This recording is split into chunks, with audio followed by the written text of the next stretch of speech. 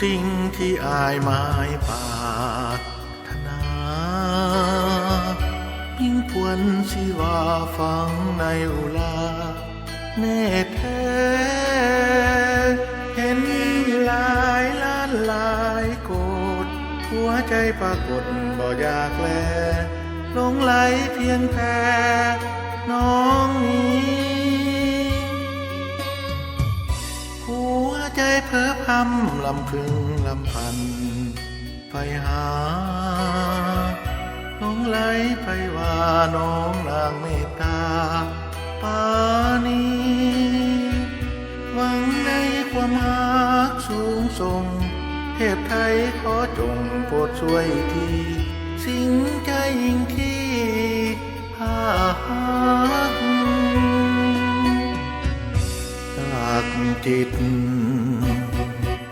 สลักใจสลักอยู่ในพฤทัยแน่นหนัก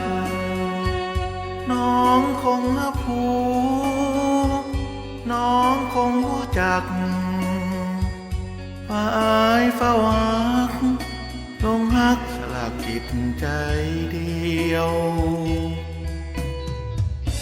น้องคือประทีปส่องแสงยังทาง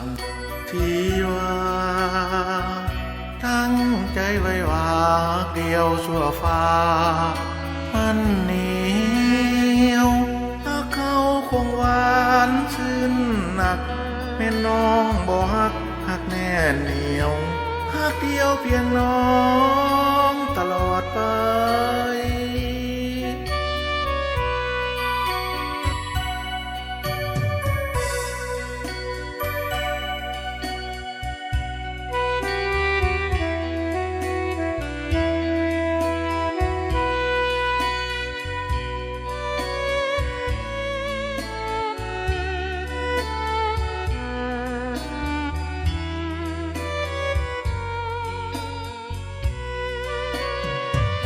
สลักจิต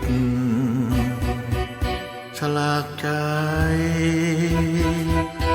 สลักอยู่ในพฤทัยแน่นหนักน้องคงผูน้องคงรู้จัก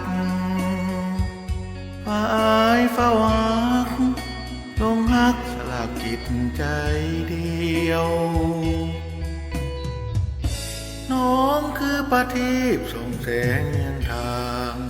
ที่ว่าตั้งใจไว้ว่าเดียวชั่วฟ้ามันเหนียวถ้าเขาคงหวานซึ้งหนักแม่น้องบ่ฮักหักแน่เหนียวหักเดียวเพียงน้อง